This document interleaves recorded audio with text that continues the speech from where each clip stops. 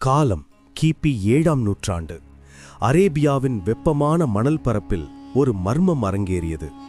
வரலாற்றில் மிக பாதுகாக்கப்பட்ட மனிதரான நபிகள் நாயகம் ஸல்லல்லாஹு அலைஹி வஸல்லம் அவர்களுக்கு ஒரு சோதனை ஏற்பட்டது. அவருக்கு உடல் ரீதியான சோர்வும் முன்னுக்குப் பின் முரணான மறதியும் ஏற்பட்டது. ஒரு இறைத்தூதருக்கே சூனியமா?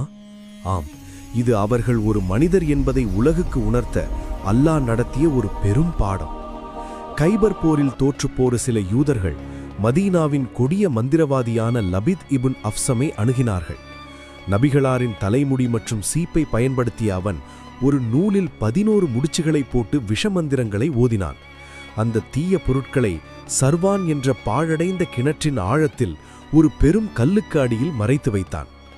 நபிகளார் ஸல்லல்லாஹு அலைஹி வஸல்லம் அவர்கள் துன்புற்றபோது அல்லாஹ் 2 வானவர்களை அனுப்பினான். அவர்கள் மூலம் சூனியம் எங்கே மறைக்கப்பட்டுள்ளது என்பது வெளிப்படுத்தப்பட்டது. அப்போதுதான் குர்ஆனின் பாதுகாப்பு கேடயங்களான சூரா அல் ஃபலக் மற்றும் சூரா அன் நாஸ் இறக்கப்பட்டன. இருளை கிழிக்கும் அதிகாலையின் இறைவனிடம் பாதுகாப்பு தேடுமாறு அந்த வசனங்கள் அமைந்திருந்தன. நபிகளார் ஸல்லல்லாஹு அலைஹி வஸல்லம் ஒவ்வொரு வசனத்தையும் ஓதும்போது அந்த கிணற்றில் இருந்த ஒவ்வொரு முடிச்சும் அவிழ்ந்தது. 11 வசனங்கள் ஓதி முடித்தபோது 11 முடிச்சுகளும் நீங்கின. ஒரு சங்கிலிக்கட்டிலிருந்து விடுபட்ட மனிதரைப் போல நபிகளார் புத்துயிர் பெற்றார்கள். அந்த மந்திரவாதியை அவர்கள் தண்டிக்கவில்லை, மாறாக அவனை மன்னித்து இறைவனின் கருணையை வெளிப்படுத்தினார்கள்.